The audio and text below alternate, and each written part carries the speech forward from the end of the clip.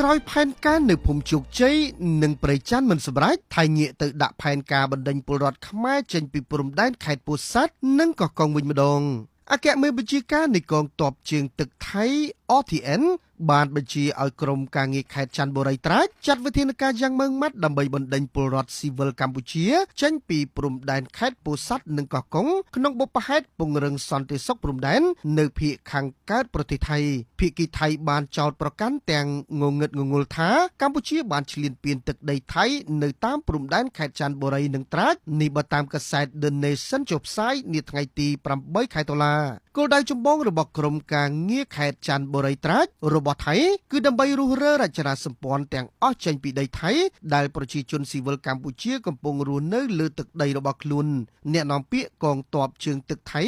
លោកឧត្តមនាវីឯកបារាជរតនាជ័យផុនបានអះអាងនៅថ្ងៃពុធទី8ខែតុលានេះថាឧត្តមនាវីឯកផៃរោចភឿងច័ន្ទបានចេញបទបញ្ជាឲ្យដេញពលរដ្ឋកម្ពុជាចេញពីព្រំដែនកំឡុងពេលលោកទៅបំពេញទស្សនកិច្ចនៅខេត្តច័ន្ទបុរីនិងខេត្តត្រាច់កាលពីចុងសប្តាហ៍មុនការចុះត្រួតពិនិត្យនេះធ្វើឡើងក្នុងគោលបំណងតាមដានវឌ្ឍនភាពនៃប្រតិបត្តិការនិងការដណ្ដើមយកទឹកដីកម្ពុជាគណៈថៃប្រកាសបំភ្លៃក្តែងថាទឹកដីខ្លួនត្រូវបានទន្ទ្រានកាន់កាប់ពីសំណាក់អ្នកភូមិ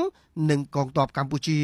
លោកឧត្តមនាវីឯកបារាជបានបញ្ជាក់ថាក្រុមការងារច័ន្ទបុរីត្រាច់ត្រៀមចាត់វិធានការរួចរាល់ប្រសិនបើកម្លាំងកម្ពុជាព្យាយាមវាយលុកដីថៃម្ដងទៀតលើពីនេះលោកបារាជក៏បានពិនិត្យវឌ្ឍនភាពនៅ17ចំណុចតាមបណ្ដោយព្រំដែនដែលថៃចោទថាកម្ពុជាបានទន្ទ្រានកាន់កាប់ភាគីថៃបញ្ជាក់បន្ថែមថាក្រុមការងារថៃបានរុះរើផ្ទះចំនួន3ខ្នងដែលសង់នៅលើដីថៃរួចហើយជាងនេះទៅទៀតលោកបារាជក៏បានចុះទៅពិនិត្យបង្គោលព្រំដែនលេខ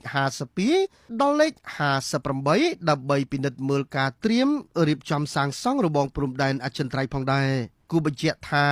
មិនមែនតែព្រំដែនខេត្តកោះកុងនិងពោធិ៍សាត់ច័ន្ទបុរីនិងត្រាច់នោះទេប៉ុន្តែភាគីថៃថែមទាំងបានដាក់អសានវត្តនិងធ្វើទុកបុកម្នេញឲ្យប្រជាជនខ្មែរចាក់ចេញពីភូមិជោគជ័យនិងភូមិព្រៃច័ន្ទក្នុងខេត្តបន្ទាយមានជ័យផងដែរគណៈទង្វើនេះកំពុងសបញ្ជាក់ថាតើនរណាជាជនរងគ្រោះនរណាជាជនឈ្លានពានយ៉ាងពិតប្រាកដ